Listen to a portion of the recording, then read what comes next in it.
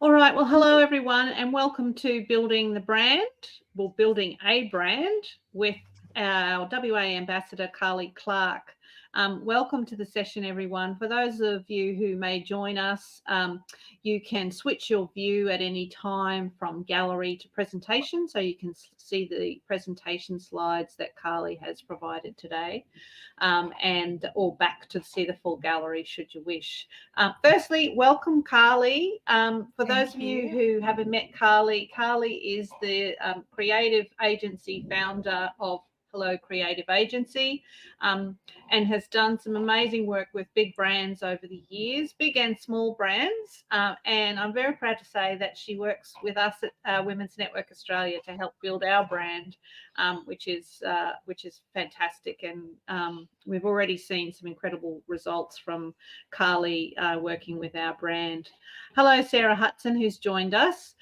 Just some housekeeping, Sarah, so you can see the presentation in full. Up the top of the menu bar, there'll be a little tab called View. And if you click on that and select Presentation from the drop-down menu, you'll see the presentation slides in full and then a smaller view. You can also pick gallery if you want to see everyone on screen, but presentation is probably the best view for you to select at this stage. So without further ado, I'm going to hand over to Carlie, who's going to run us through a really informative session, and she's warned me that I'm going to be a bit of a guinea pig as well. So I'll do my best to live up to Carlie's expectations. If along the way you've got a question, feel free to pop it in the chat, and we'll make this session as interactive as possible. Carlie, welcome. Awesome. Thank you so much. It's good to be here. I can't Excited. hear you. Oh. Is that me? Oh, that's me. Yeah. Welcome, Carlie. Thank you. Everyone can hear me okay? Great. Yes. All right. Okay. Thank you. All right. So basically today we are going to do a little bit of what is a brand, defining a brand, etc. We're also going to look at key elements that make up a brand. So I think that there are some, I guess, perceptions on what a brand is. A lot of people believe it's just a logo, but it actually is a lot more than that. And so we're going to talk through that. Then we're going to introduce the Behind the Brand series. So very exciting series that we've got coming up in collaboration with WNA, where we are creating a series to take anyone who registers through basically the brand strategy and branding basically process. So we're going to look at everything from building that brand strategy, moving into actually the visual identity part, and then also coming out the end with a really beautiful working document and a brief that you can actually move forward with a brand. So it's a really great opportunity for you if you are just starting out particularly. We're also going to talk today about what we're covering in each of those sessions, so you get a really good understanding of what is actually covered and the value that represents. Then I'm going to, use Cheryl as a guinea pig, and I'm going to pick on her, and she's going to do a couple of the types of workshop activities that we would be doing in some of the sessions. So thank you, Cheryl, for being involved, and sorry in advance. And then we'll talk about registering and the form that Beck's got for us to fill out if you are interested. So what is a brand? Does anyone want to have a go or a crack at asking what a brand is? Does anyone want to tell me what they think? I mean, it's the essence of your business. Yeah, the essence of your business. That's great. Thanks, Marnie. I was going to be like the sort of, get the answer wrong kind of person, because a lot of people do think that your brand is just your logo. Yeah. Or that it's just the visual elements of that brand. And it's not. There's a lot of background work that goes into building a brand. And that's what we're going to cover today. So from a definition point of view, no, it is not just a logo, but I think, most of us here know that. It's the perception and reputation as well of your business. So a perception is not always something you can control. And what it means is that people bring with them experiences, feelings, and associations. and they sort of lump your brand with all of that stuff that comes along with them.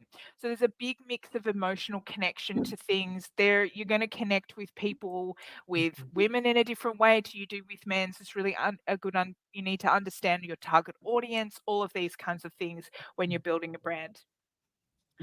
What are the key elements that shape a brand? And like we said, it's not just the visual elements. I think it's really important that people see past just the visual. That's kind of like the cherry on the cake at the end.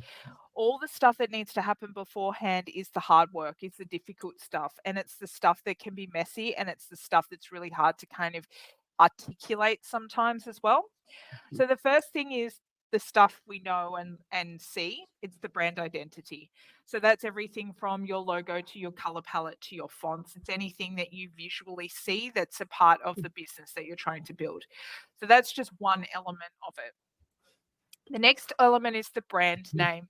And again, this seems really simple, but a lot of people do actually call businesses something that doesn't actually tell us what they do or what they're selling. And that can be really damaging to a brand. There's also the flip side where people make up a name. Uber is a great example of that. Uber as a word means nothing. But what they've done is, from a messaging point of view, they have very strongly communicated exactly what they do. Regardless of their name actually saying what it does, the messaging is very powerful, and you know exactly what Uber does. And now we're Ubering. So it's now become an adjective that we use in our day-to-day lives. So that brings me to messaging. Messaging is one of those things that I think people are inconsistent with. So when you're creating messaging and message pillars and all of these kinds of things, it can feel quite complex. But I think if your messaging is authentic, it's the truth, and it is what you are doing as a service or from a product point of view, it's going to sell whatever it is that you are selling. So it's one of those things, I think, if a lot of people kind of feel as though they need to come up with a sense of messaging that doesn't feel authentic to them, then it's probably not going to be right. So that's just something to think about when you're looking at messaging. Brand values is a really, really good one. And again, something that does kind of get forgotten a little bit. A lot of people know in their heart what their values would be, but have they written them down on a piece of paper, and has that actually then consistently been flowed through to the rest of their branding? Probably not. And this is the thing that gets us up in the morning. Like, this is the thing, this is why we're doing what we're doing. We're not, a lot of people kind of start it from a passion, and they start it from, or there's a real purpose behind it. It may be because you've had a sick family member and you decided to come up with a product that would help them. That's a value. You're helping, you're nurturing. And I think that Carlie, what are the signals that your brand is out of alignment with your brand values? Like, are there certain things that become evident that there's a misalignment between your brand values and, say, whether it's name or visuals? Yeah, I think it's when people have to feel as though they're constantly rewriting things for their business. So say, for example, you go and do a presentation somewhere, the tone of voice and the way in which you talk about W&A should be exactly the same as if you're talking to Beck in the office. That value sits throughout everything. And I feel as though a lot of people come to me, particularly from a messaging point of view, once they've got a brand, and they sort of say, oh, yes, we need a tone of voice. Okay, we need a tone of voice, absolutely. But that all is derived from your values. If you're a nurturing, caring business, you have to write that way, and you have to be perceived that way. So that, I think that that's a really good indicator, Cheryl, that if you feel like you're having to continue to rewrite things, then your values are probably not cemented at this point yet. Does that make sense? Yeah, absolutely. Cool. Next one is brand positioning. Now, this is one that a lot of people kind of come up against a little bit, or fight, that there are competitors in the market that you're going to have to look at and be aware of. We're not saying that you need to copy exactly what they're doing, or that we need to be cranky about the fact that they're offering the same service or product as you. but you need to be aware of them, because if you are aware of them, your strategy and your branding is going to be that much stronger, because you are going to be able to create a unique point of difference. And that's essentially what branding is. It's finding a way that you can be different in a potentially flooded market, depending on where you are. Product market, women's products and fashion, if you are in either of those, it is flooded with brands. And you need to still come up with a way to communicate that point of difference. And from a positioning point of view, you also need to understand your competitors. Brand personality is a really fun one, actually, and it's one that the activities I'm doing with Cheryl today are going to help to kind of unravel a little bit of the brand personality for WNA. It's basically creating human traits for your brand. So if your brand was a person and you met them, what would they be like? What sort of traits would they have? And this then ends up dictating what your brand archetype looks like. And when you've got a brand archetype, you can really understand kind of where you're going to be placed in the market and have a really solid foundation to build all of the rest of everything that you're going to build around your brand identity, brand messaging, etc. Carlie, is there a danger with brand personality that we naturally gravitate to ourselves in some way? You know, Yes. particularly a lot of small businesses that, you know, often we hear business owners say, well, I am the business. Yes. And so naturally the brand personality, they look at themselves. And is there a danger that happens, but it actually doesn't reflect the business, or it doesn't actually connect with the customers? So it very much depends on the business, but usually your branding does align very closely with your business, and that just naturally falls out.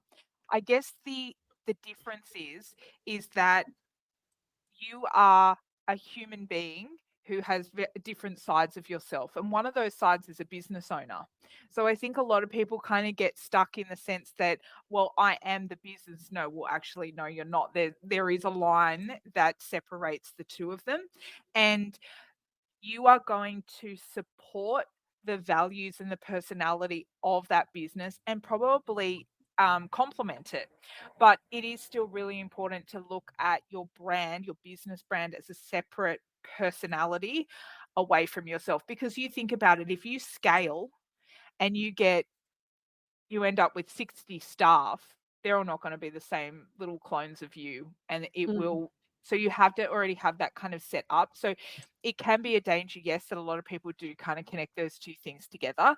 There will be similarities for sure, absolutely. But to say that you are the brand can be a bit dangerous, yeah. Okay, thank you. No worries. And then brand story. This is one of the ones that just actually gets left off the list probably all the time. This is really important to tell that backstory and to help create that messaging. So, for example, if you go to any website, Qantas is a great example. Their brand story is the choir standing in the middle of the desert in Australia, singing the song and doing the thing, and they have been around for however many years, and they've pivoted and they've moved with the times, etc. Now that's their brand story. Now, would we have the same association with Qantas if they didn't tell that story? Probably not. We probably wouldn't. We probably wouldn't have that quintessential Australian kind of connection that we feel with a brand like Qantas if they didn't tell that story. So it is really important from an emotional point of view. This is where you get to pull on the heartstrings of the person that you're trying to target from an audience perspective. And it's really important to do that early doors to create that deep connection with them. So then they are a loyal follower of yours and a loyal customer of yours. And that essentially will be what you end up building. So that's the brand story. All right, so now let's introduce the behind the brand workshops. Now, Cheryl, did you want to kind of give a bit of a backstory on where this kind of came from, where we were looking at building it, and all the things? Sure, happy to do that. Some W&A members might be aware that Behind the Brand has been a brand that W&A has used before. It is a brand that we've used to talk about and feature some organisations and get, I guess, the story behind the story of their businesses. It's had a hiatus for quite a number of years, but we've actually continued to own that trademark and that name. And working with Carlie was an opportunity to actually bring that sense of behind the brand to the fore and use it as an opportunity to not only showcase what we do in terms of our W&A members, but actually the importance of branding and to bring forward this sense of what goes into a brand, what's all of the knowledge pieces that are very much a part of what we do as our brands and our business. So Behind the Brand is stepping to the front and coming forward, and part of that is an incredible offer that Carlie will talk about today, which is really a branding workshop series, and you'll see the value that will come out of that. But it is going to be a very special offer for a small group of W&A members to be able to really dive into their brand and get behind their brand to make the best of it. So thanks in advance, Carlie, because it's going to be an amazing session. Yeah, I think it will. And I guess that, that for me has always been a passion of mine, is that I see so many particularly female-led businesses who are starting out, who don't necessarily have the funds backing them to create a brand in a really professional kind of way, in the way that you might engage an agency. So this is a way that I can work with a small group of women who are starting out in business, who do need that really solid foundation before they get to the launch moment of their brand, or it may be that they're looking to rebrand as well. But we've done a little bit of a revamp on the Behind the Brand brand. And so we're excited to sort of introduce it today and talk to you a little bit about what's going to be included in each of these sessions. So these are sessions that I conduct with large brands, small brands, as Cheryl was saying, of clients that I work with. And this is the exact same brand strategy and branding workshop that I would create with them, that they end up at the end of the day with a full-blown brand strategy, as well as their visual brief and their visual identity as well. So Behind the Brand's had a rebrand. Behind the Brand has had a rebrand. I love it. There we go. Very good. So what's going to be covered in these workshops? So session 1 is really going to be brand strategy. So this is a warm-up. This is about getting to know your brand, who you want to be in the market, where you're going to be positioned. And again, we go through a number of workshop exercises, which really gets you to get to know your brand, or what you'd like your brand to be. And there are a couple of the exercises I'm going to go through with Cheryl today, so you'll see it in action. Excuse me. Session 2 will be brand strategy. So this will be actually writing your purpose, vision, mission, and values, and putting that down on paper and having a really solid brand workbook that you can refer back to when you are later creating messaging or website copy, or like whatever it is. This is kind of the solid foundation that you need to move forward with your brand and build the business. Session 3, again, will be brand strategy, but we'll be more talking about competitor research, target personas, and point of difference.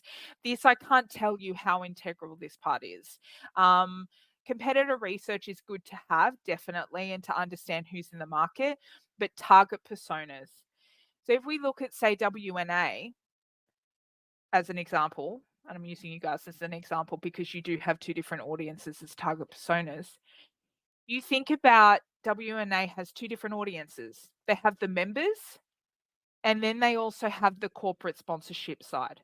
So with those 2 audiences, they need to create target personas for both of those and understand who they are and how they're going to get to those audiences. And they approach them completely differently, and as they should. But this is the kind of thing you probably will have in your own business. Product-based businesses is a bit Sometimes a bit simpler because you're going to have one person who's going to probably, or one group who will buy your product, but service-based businesses can be a little bit more complex. So again, across both of them, it's integral to have those target personas set out and they change. That is not a set and forget situation. Depending on your offering and depending on product line, they can change. So you're having to keep consistently working on them and looking at them as well. Session 4 is kind of, well, it's my fun stuff. I love all of this. So bringing inspiration to the table on what you'd like your brand to look like. Colors, fonts, textures, all the things. We'll have lots of colors. You'll create mood boards and we'll sit around talking about color theory until the cows come home, and all the things that colors make you feel when you see them, and fonts that you could use and how you should use them from a body copy point of view to headings, all the things. You'll really understand that visual aspect. Then we go into brand development. Now, brand development can be a tricky thing for some to understand, and a lot of people sort of see it as like a nice to have, not a need to have. I'm of the ethos that you need to have it. The reason you need to have it is that color palettes and a logo only get you sort of this far. But what do you do when you go to social media? How do you actually build that brand, and what elements do you use to kind of build it and keep talking about the same type of content over and over again and make it look different and fun and interesting? What do you do when you go over to the website? How do you talk about, how do you treat your photography? How do you work out what kind of graphical elements you're going to utilize? How do you work all of that out? So that's what brand development is. It's kind of taking the color palette and the logo and then extending it. In this session, we also talk about channels and assets. A lot of people kind of go, okay, I've got a logo, that's it, I'm good to go, ready to start a business. But actually, you need to have social media tiles. You need to have banners for each one of your social channels. You need to have an email signature. You need to, like, there's all these kind of assets that people kind of think or feel as though they might be chasing their tail after they've started the business. So it's good to think about it before you actually launch. And finally, in session 6, will be used to finalize the brand. So you will have a brand workbook with all of your brand strategy laid out in it.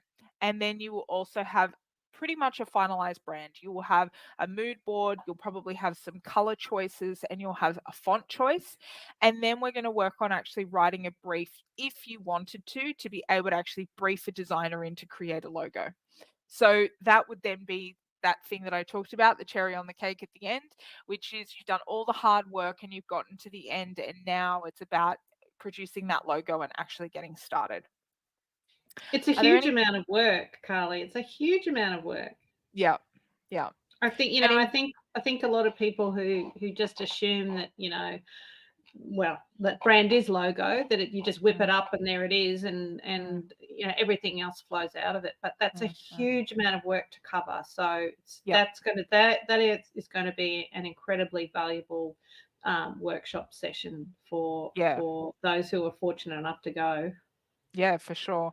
And I think that's the thing. I've seen it so many times, Cheryl, that I have people come to me. It happened just recently for a couple of one of my clients. They went to an expo, and there were 2 other people, not them, thank goodness, but 2 people exhibiting that had exactly the same logo with different brand names on it because they'd created it in Canva.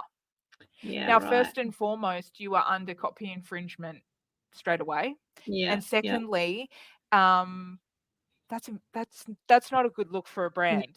You turn up at an exhibition and you have the same brand as, it's like turning up at the same dress at the wedding. It's terrible. You don't want to be that person. Like, and so I think what I've learned over the years is that spending this time, although it may seem tedious and you just want to get started and you just want to like jump in and start, you know, bringing the dollars in and selling the products and doing all the things, if this work isn't done, you're not setting yourself up for success, basically.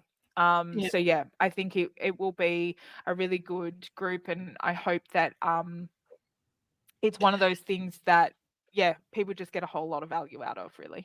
And we'll provide further information on the sessions. This is not all going to take place in one day. It's a workshop series over a period of time, because there's a lot of work, there's a lot of brain work that that everyone needs to put into it, and Right. also a bit of homework, I think, involved Yes. as well. So We'll provide more details on that, but that's a great, fantastic opportunity.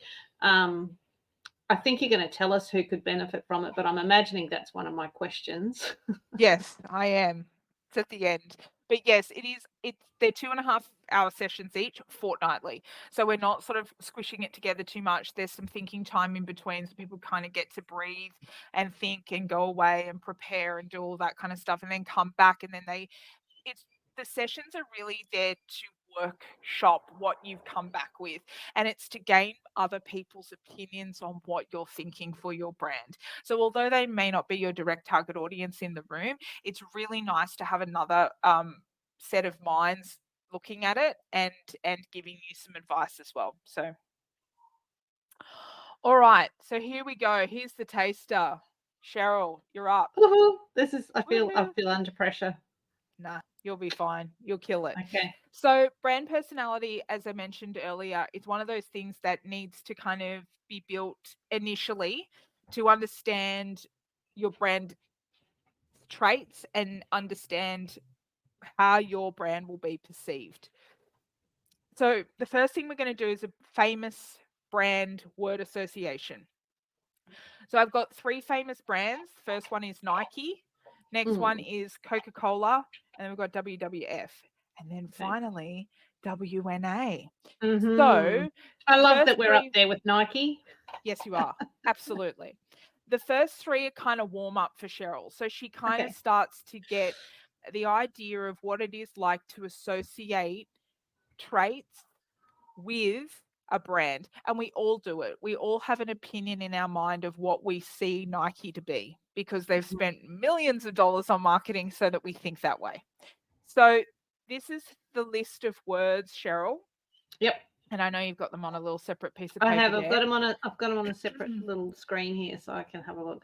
Right. So I mean, it's all subjective, as you said, but I think there is an element of disruptive in Nike. They do want to be seen as like the leaders who do something a bit different. I think they are fearless, which is the last one on the list, in that it's a very confident brand. I think inspirational at the top of that column, which from a selling perspective, you want to be inspirational. Do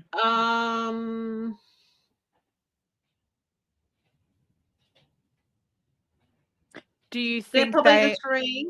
Yeah, I was just going to say, I don't know about. Do you think there's a reassuring element? Do you think that there's like an empathetic element? I'm just being devil's advocate here.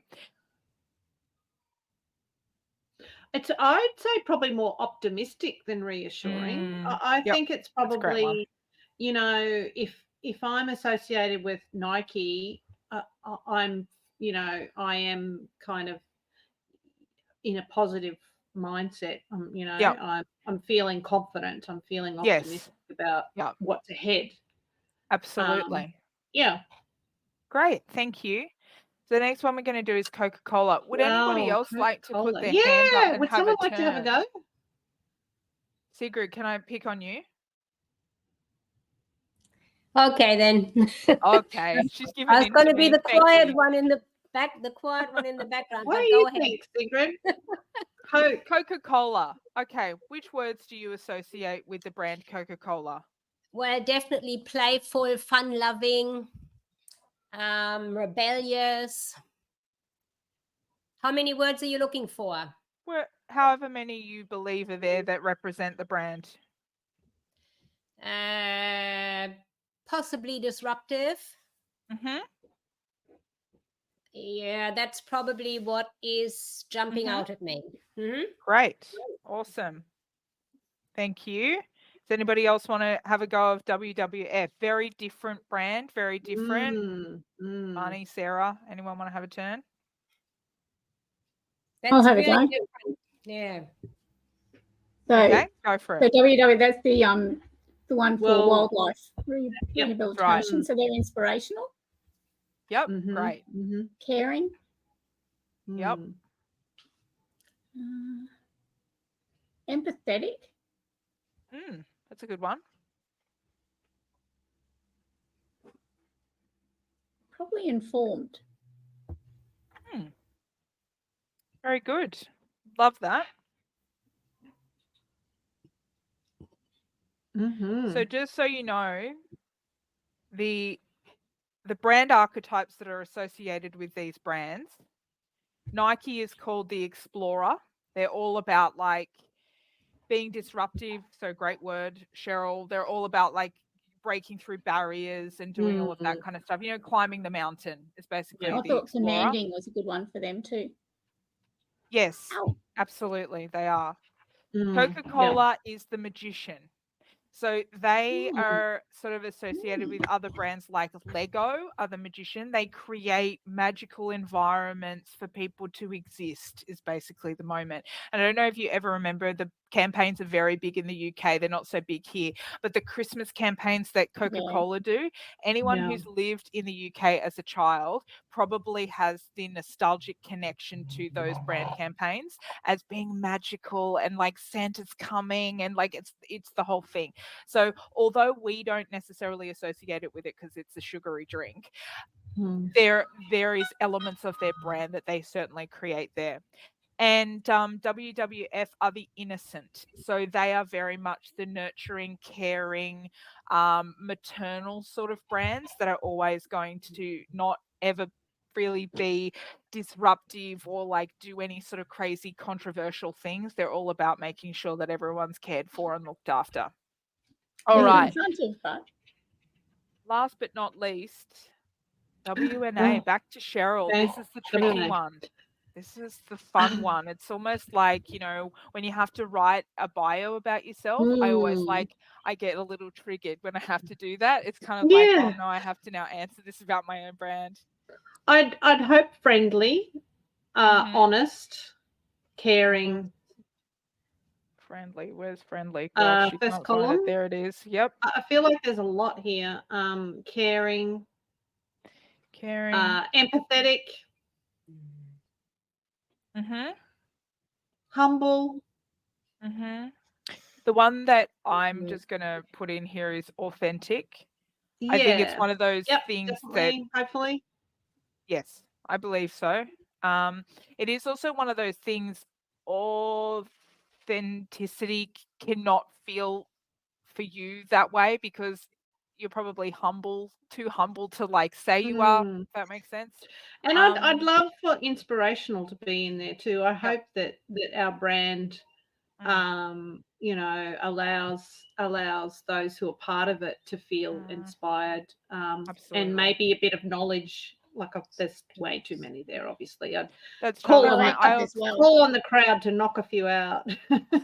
I say proactive as well, because you're always being very proactive in change and doing things. I think reassuring.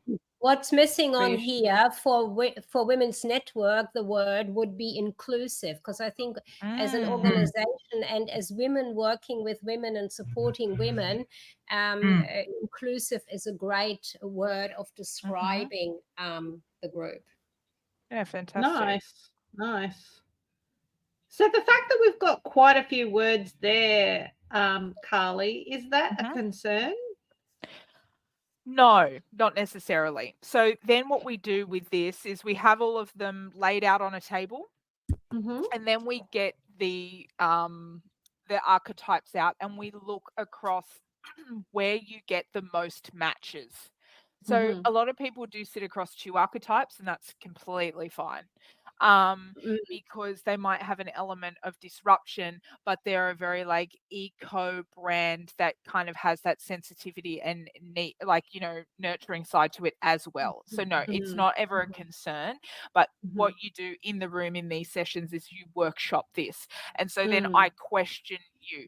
Do you believe you are humble, or do you believe you're proactive? They are quite different emotions. Are we more one than the other? And these are the kinds of things that you sort of workshop in the room. So then you sort of get down to about 5 or 6 words that the words that you associate with your brand personality, and then a brand archetype can be chosen and assigned. Okay. Carlie, what are the archetypes? You can actually literally Google them, Marnie. Okay. I can send them to you. But if you just look up brand archetypes, Okay. there's, from memory, I want to say there's like 12 of them. There's a wheel. Okay, yep. And you can sort of see them. There are these really, and I'll send them to you actually. There are these really great cards that a marketing magazine actually has created. And it has the words associated. Then it has other brands that associate with this archetype. So like famous brands that you will then go, oh, okay, that makes sense. Or, oh, I'm not sure if that fits. And then it also has a little bit of a, I guess, paragraph around the messaging and a few bits and pieces. The values. Yep. Don't you reckon that what you've just said there, Carlie, is a classic in brand strength, where you said you can Google them? You know, the Google brand, a bit like Uber, it's actually created created its own meaning. I know. It's insane, because again, isn't it? Google doesn't really, you know, didn't really have meaning until it created that meaning. And so we use, you know, why don't you Google it? It's Googleable. It's like I know, right? It's become a word, and that's just through that brand. So I guess if we wanted to aspire to a brand strength, it's probably that one. I think it is. I think it definitely is. Yeah, if your brand can become a word that becomes part of the English language, then I think you're pretty spot on. So the two last activities we're going to do, and again, I'd love to kind of hear everyone's thought, but I am picking on Cheryl mainly. We're going to do W&A for these ones. So we do different associations with different types. So today we're doing an outfit and a car, but we would also do things like an animal. So obviously animals have like very strong traits. You know, the lion is kind of the king of the jungle, and then the monkey is cheeky. And so there's different associations with those. But I think what this ends up doing is it almost creates an entire person and the world that they live in and the way in which they interact with the world. So we all buy cars because of a certain association and a certain status that we are wanting to put out in the world. As much as we probably don't want to admit to that, it is kind of true. We buy a car for a particular purpose. Same thing as the clothes that we wear. We wear clothes that make us feel good about ourselves. So that is putting something out in the world as to how we are wanting to be perceived. So it's really interesting to do that for a brand and to kind of get in that way of thinking about your brand as a person. So Cheryl, here we go. W&A is a car. Well, it shows this is going to demonstrate my lack of knowledge about cars. Lack of knowledge. You know, my personal favorite is obviously the blue T-bird down in the bottom corner, but that I don't think that's us at all. No. I think that, so I think in the left-hand corner, the Volvo is probably closer to a W&A, that sense of safety and security and reliability. You know, maybe we're a red-colored Volvo. You know, no, there you go. Like, yes, that's it. We're safe and secure with a little bit of not something. boring. Yeah, hope. Yeah, exactly. Yeah. I don't know. What does everyone else think? Yeah, no, I like the blue at the bottom right-hand corner. Yeah. That's us women. Go, go, go. Very Thelma and Louise, isn't it? It is, isn't it? Yeah, caution to the wind, that is. But as you can see, just even with these few cars, you already in your mind have an association, and you can kind of almost imagine the person that would drive them. Like I can, and I know I'm from this sort of background, I do this all the time, but I know the kinds of people that drive Teslas. They're usually very, mindful of the environment. They're about economy and wanting to, like not spend exuberant amounts of money on petrol. They see it as an investment for life. Like I already can associate this with with that person. And so I agree with you, Cheryl. The Volvo is a thing or a brand that has actually pivoted and evolved and moved over time. They were a very boring brand, and they came up against like a lot of that, oh God, if you drive a Volvo, you're like the most boring person and the most safe person in the world. But now their design and things is a lot more schmick, and a lot like the cars are sort of more prestige looking than they were once. So I think that that's a really good pick for you, actually, because they have done some growing and some pivoting over time, which I think as a network you do. I So think I also think that the that's association with it is a long-term brand, and its reputation has always, like, whilst designs have, you know, improved and probably the way it's been marketed has changed, it's still very much that long-term, stable, safety sort of conscious car on the market. Which for W&A, that sense of a 30+ year history is actually a really important you know, thing for us. Yeah. Agreed. Does anybody else want to have a sort of a crack at discussion about, you know, what sort of car they think their brand might be? Sarah, what are you? I don't know. Is that a Mustang at the top? I'm not sure there. This one, the blue here, one, or this the one? blue one, the blue one. Is a Subaru. WRX Subaru. Oh, well, I definitely think color has a definite element about it as well, and I'd be a red car, which I do have myself. The zippy little Mini. Yeah, as I said, I love that as well too, but I like that safety aspect as well too. Yeah.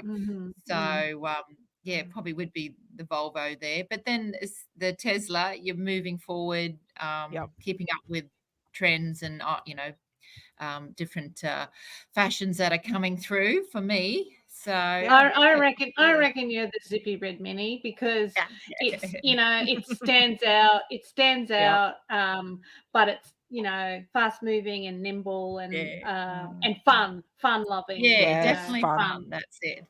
Yeah, very good. All right, now we're going to do the outfit. Now, this is always very contentious with a room full of women, because we all have a certain style, and we all have a certain thing. But I think what I'll do is I'll run through the outfits, Cheryl, with why I've sort of chosen that particular image, because, you know, as we know, are you talking about the hat or the skirt or the, like, what are we talking about? So this is just a selection of looks, and the reason we find really, really different looks is because there are so many different businesses out there that need to fund an association. So obviously this is just your straight up kind of corporate, very, you know, usually white collar kind of lawyers and, you know, accountants. They're going to kind of sit here.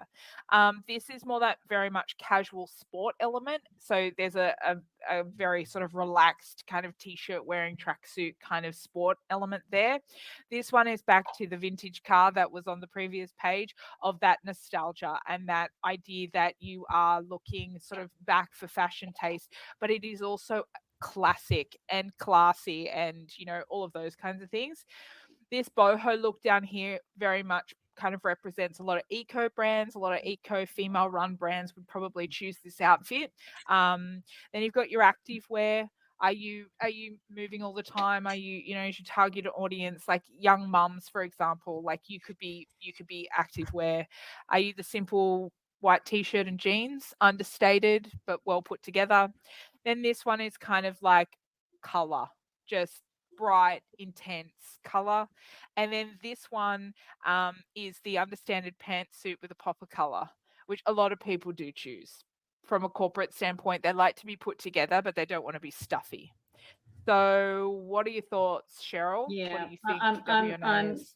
I think I feel pantsuit with a pop of color, where you could, I mean, you could mix in corporate circles, but you don't want to be just the, you know, the stereotypical corporate. You want to have that bit of personality and a bit of flair and a bit of difference. So it's probably that one, I think. Yeah, okay, great. Anybody else want to have a go? I guess I'd definitely be the colors, But then I love a bit of pop of bohemian glamour into it as well too. So just trying to mix it up and do something a little bit different as well too. Awesome. Very good. All right. Well, you're all off the hook. Interesting. You've done a little bit of very brand interesting. personality, which, it is interesting. And I think it just changes the way you think about a brand. You think about it in a really human way. And I think that a lot of the time people just see it as an element that they sort of stick on the end. Whereas all of this work, and this is what I mean about work, it really is kind of trying to create an entire persona out of a brand. So if we go back to talking about who is going to benefit if you register for this series. So I think we did touch on it before, but it is really for people who are who are just starting out, who have zero brand at all. But it is also for people looking to rebrand, or to they may have gotten to a point in their business where their business now, from when they first created their brand, is in a very different place and they offer very different services or products. And so they just think to themselves, this is not fitting with what I do anymore. It's also a great opportunity for them too. Wow. Yeah, I can see that. It's not just about starting from scratch, because I can think of at least 2 businesses off the top of my head from our members who started with a name and a particular service offering, but actually now what they're doing is very different, and I can see them struggling a bit, having to explain what they do, and then people go, so why is it called blah blah? Yes. Because it's moved, what they've become clear in their business journey about what their offering is, but it's moved away from that original brand and brand identity. So there's definitely some who I think have evolved in their business direction that could really benefit from this as well. Awesome. And those of you on the call, obviously, this would be something for you to obviously think about. We're doing it through an EOI process because the places will be limited, but we want to obviously find those who this workshop series will be most valuable to. So it could be you, or it could be someone that that it may be of value to. So we'll be, obviously, WNA will be sending out this EOI opportunity through our normal communications and obviously to you directly. But if you would be interested in doing this session, workshop series session with Carlie, then you can obviously put your name forward as part of that, but also share it with others that you know.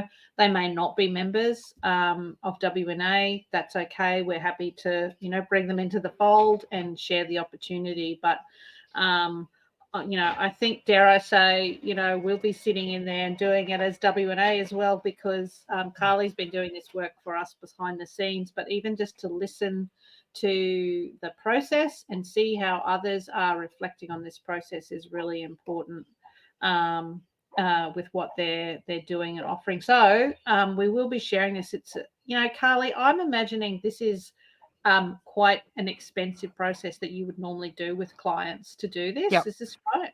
Yeah, absolutely.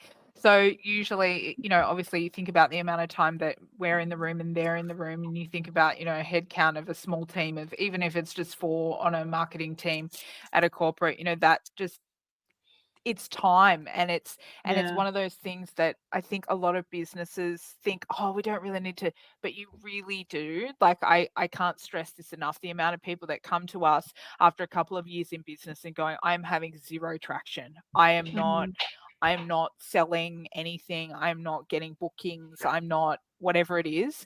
And I usually look at their logo and I say, this isn't reflective of who you are and what you're doing and what you're trying to put out there. So it is definitely worthwhile doing, for sure, and spending the time on it. Yeah, awesome.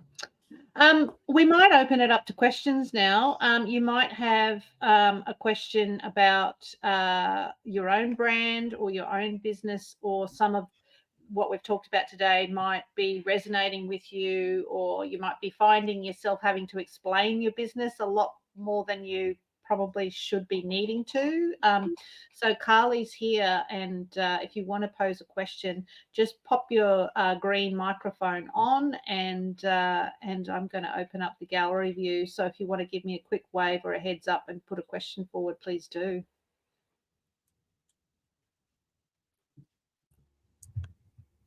Go, Marnie. Hi, Carlie. How Hi. do you go about making your brand when you're not pivoting your whole business, but you've got an aspect of your business that is a little bit different to your core work that you do? Do you mind sharing a little bit more information about what you're referring to? Okay, so I'm a natural therapist, and so my core business is working one-on-one with clients and helping them de-stress. But one aspect of my business that has been growing is making products for other businesses and using my skills as an intuitive to make that product for them. Yeah. So Okay. do you mean like your sprays and mists? Yeah, and yeah. So aromatherapy based products? Yeah, they're Look, private label like products. Yeah, I don't actually see that as being different in the sense that they complement each other. So you would, I assume, use those products in your therapy and vice versa. So But I actually create unique ones, not just for therapists. So like for organisations, and I made one for a not-for-profit, and they then sell that product as a fundraiser. Okay. So it would just literally be another service line or a product line that you would start under the same brand. From a branding perspective, I would think, excuse me, I would think that you are creating under the same messaging, you're creating under the same values, like everything sort of feels aligned. The time that it can feel as though it feels jarring is because you just haven't kind of got that messaging about, we now offer this. So a lot of people go, oh, we offer it. Yeah. Yeah. So it's explaining not what it necessarily... is to a non-therapist is I hit a brick wall every time.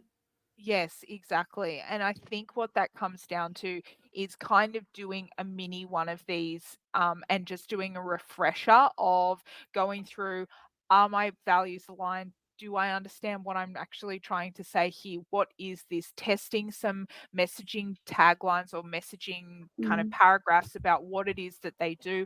Ask your friends, family, us, whoever, send us the thing. If we understand it, we have not ever come into contact with this type of product before and we understand it. The general aspect is that everyone will understand it. But it is kind of experimenting with different messaging, and so kind of creating and testing those messages against each other. So even if you tried 3 and went out on social media with the 3 different comms, which one had the best response, which one had the best reach, which one, do you know what I mean? So you can kind of do some testing that way as well. Okay, thanks. No worries. Nice. Sarah, branding's a big thing in the world of retail and fashion. Do you have any questions for Carlie? Actually, is it on via Zoom you do the courses, or do we meet up and have a bit of a team meeting on how the strategies are put together? Yeah, so the brand series will actually be in person. So okay. What's it called? The coffee commune. Is that what it is, Beck? God, I'm struggling with the name. Yeah, that's it. At Bowen Hills. Yeah. At Bowen Hills, coffee commune at Bowen Hills. Okay. Yeah. So we all meet in person, and I think that's we really we walk around the room, we put stuff up on the walls, we share stuff out on the table, so it's a really good way. And we drink coffee too.